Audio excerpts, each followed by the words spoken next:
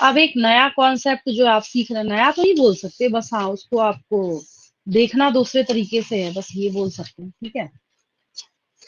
तो अभी आपके पास जो कॉन्सेप्ट है वो यहाँ पे थ्री ग्राफ्स अवेलेबल है आपके सामने, और थ्री ग्राफ्स को आपको क्या करना है, समझना है कि कैसे आपको इसको एग्जाम में लिखना है, ठीक है।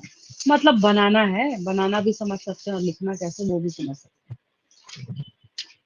तो जो थ्री टाइप्स की ग्राफ्स आप यहाँ पे देख रहे हैं, इसमें से सबसे पहले अगर हम बात करें क्या लिखा है, वो तो खैर आपकी बुक में भी अवेलेबल है। अब देखिए, इसको समझिए ध्यान से। अगर एक क्लास का एग्जांपल लेते हैं, इस क्लास में 100 स्टूडेंट्स हैं, उसमें से मैंने क्या बोला, एक क्लास के अंदर टोटल 100 स्टूडेंट्स हैं, ठीक है। 100 में से क्या है, कुछ स्टूडेंट्स जो है 5 फीट के हैं, कुछ 6 फीट के हैं, और कुछ 7 फीट के हैं। जो 5 फीट वाले हैं उनका नंबर है 10, जो 6 फीट वाले हैं उनका नंबर है 80, और जो 7 फीट वाले हैं इनका नंबर है 10। अगर आप इसका मीन निकालेंगे तो मीन वैल्यू किसके आसपास घूमेगा, 10 के आसपास या 80 के आसपास, क्या निकलेगा? 80 के आसपास है। है ना। तो यहाँ पे अब एक स्टेटमेंट आता है, जब आप ये और क्या पढ़ रहे हैं, आप ये यहाँ पे ऑपरेशन ऑफ नेचुरल सिलेक्शन पढ़ रहे हैं। क्या पढ़ रहे हैं आप? ऑपरेशन ऑफ नेचुरल सिलेक्शन पढ़ रहे हैं कि आखिर नेचुरल सिलेक्शन जो है ये कैसे अपने आप को रिप्रेजेंट करता है। तो हम लोग यहाँ पे बोलते ये हैं कि अगर ज्यादा इंडिविजुअल्स जो है मीन कैरेक्टर वैल्यू को अक्वायर करते हैं, when more individuals acquire mean character value, ठीक है। तो हम लोग इसको क्या कहते हैं, स्टेबिलाईजेशन कहते हैं। क्या कहते हैं? स्टेबिलाईजेशन। अब देखिए, जो ए है ना यहाँ पे, इसको स्टेबिलाईजेशन बोल रहे हैं हम लोग। क्या कर रहे हैं? स्टेबिलाईजेशन कह रहे हैं। हो गया। फिर अगर हम लोग डायरेक्शनल के बारे में बोलते हैं, तो वहां पे क्या होता है, अभी अभी हमने बोला कि ज्यादातर इंडिविजुअल्स जो है वो मीन कैरेक्टर वैल्यू को अक्वायर करते हैं। ठीक, इसका ऑपोजिट कर देंगे। जब more individuals acquire value other than the mean character value, तो इसको हम लोग क्या बोलेंगे, मतलब ये ग्राफ जो है ना, ये लेफ्ट में भी शिफ्ट हो सकता है। अगर बहुत ज्यादा जो है 10 फीट वाले, मतलब 7 फीट वाले हो गए, तो ये ग्राफ जो है ये राइट भी शिफ्ट हो सकता है, और बहुत ज्यादा अगर 5 फीट वाले हो गए तो इसी ग्राफ का पीक जो है वो लेफ्ट में भी, बट जो भी है चाहे लेफ्ट में जाए चाहे राइट में जाए, डायरेक्शनल तो हम उसको बोलेंगे ही बोलेंगे, ठीक है। और अगर हम सारे केसेस को उल्टा कर दें, अपोजिट कर दें, मतलब 5 फीट वाले का नंबर भी बहुत ज्यादा है, 7 फीट वाले का ही बहुत ज्यादा है, और 6 फीट वाले का क्या है, वहां पे कम है, तो वैसे ग्राफ को हम लोग क्या बोलते हैं, डिसरप्टिव। बीच में ऐसे थोड़ा सा ब्रेक दिख रहा है ना, ये तो हम लोग इसको डिसरप्टिव कहते हैं, ठीक है। ये बात हो गई बस। इसको बस एक एक लाइन में लिख देती हूँ ताकि आसान हो जाए आपके लिए। ये ऑलरेडी है आपके पास, ये ग्राफ अवेलेबल है। तो हम लोग जब यहाँ पे बात करते हैं,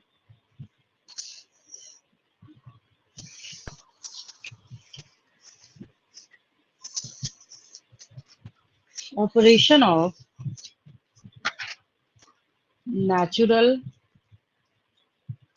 सिलेक्शन ऑन डिफरेंट ट्रेड्स। सबसे पहली बात, आपने ये थ्री टाइप्स के देखे हैं। Number 1 is stabilising,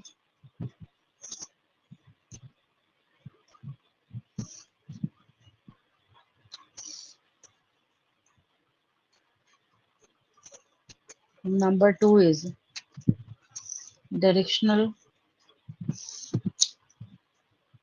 Number 3 is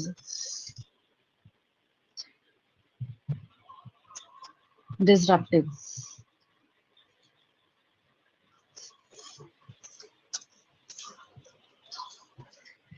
अब इसमें से ज्यादा नहीं, 1 लाइन देंगे, सबको क्लियर हो जाएगा। स्टेबिलाइजिंग में 1 लाइन लिखेंगे।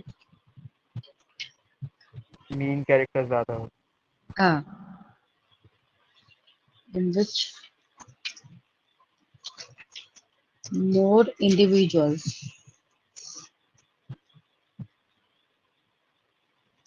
acquire mean character value.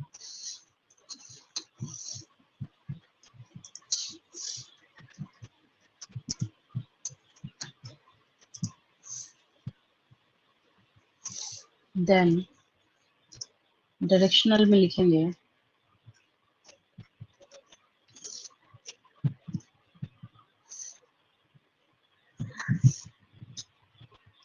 more individuals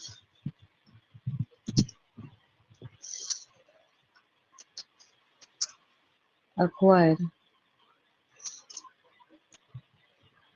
value other than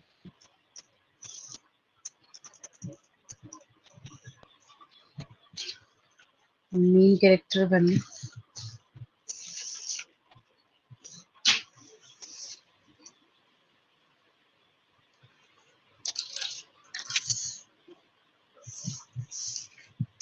Mean character value.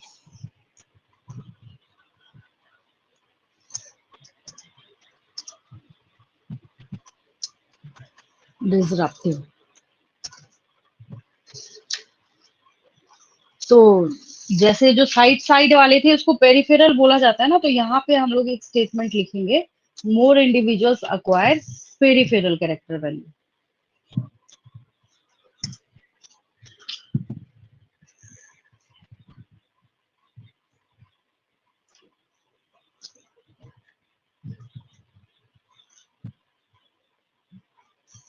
More individuals acquire peripheral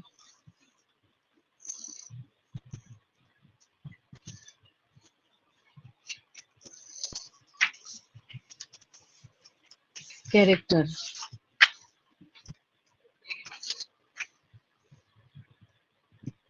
value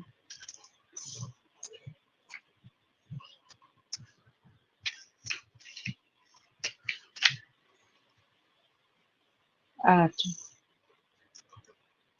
both ends of the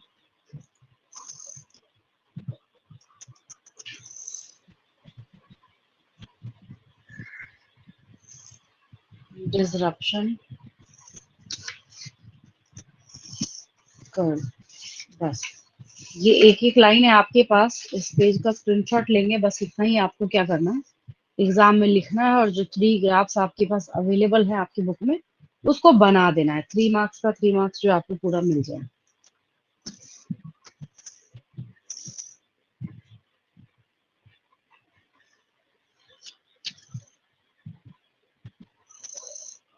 हो गया ये? Yes ma'am.